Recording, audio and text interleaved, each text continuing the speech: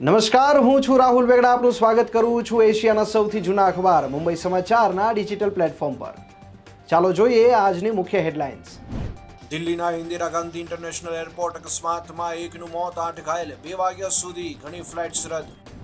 અમરનાથ યાત્રા માટેની પ્રથમ બેચ રવાના. બાબા બર્ફાનીના શનિવારથી કડક સુરક્ષા વ્યવસ્થા સાથે દર્શન. દિલ્હીમાં ભારે વરસાદના કારણે જનજીવનને ભારે અસર. હજુ 2 દિવસ દિલ્હીમાં ભારે વરસાદની આગાહી. મહારાષ્ટ્રના વિવિધ ભાગોમાં ભારે વરસાદનું એલર્ટ. મુંબઈના મોટાભાગના વિસ્તારોમાં ભારે પવન સાથે વરસાદની હવામાન વિભાગની આગાહી. કર્ણાટકના પુણા બેંગ્લોર નેશનલ હાઈવે પર માર્ગ અકસ્માત. એક રસ્તા પર પાર્ક કરેલા વાહન સાથે પેસેન્જર વાહન અથડાયું. 13 લોકોના મોત.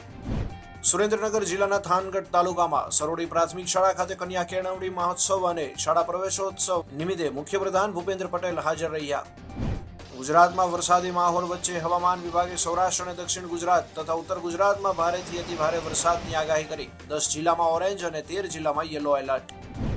લીંબડી અમદાવાદ હાઈવે પર કન્ટેનરમાં બ્લાસ્ટ થતા ડ્રાઈવર ક્લીનરનું મોત. લીંબડીની ઓનેસ્ટ હોટેલ નજીકની ઘટના.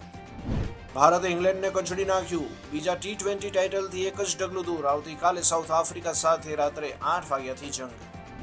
તો આ હતી આજની મુખ્ય હેડલાઇન્સ. વધુ સમાચાર અને મહત્વની અપડેટ્સ માટે જોતા રહો મુંબઈ સમાચારનું ડિજિટલ પ્લેટફોર્મ.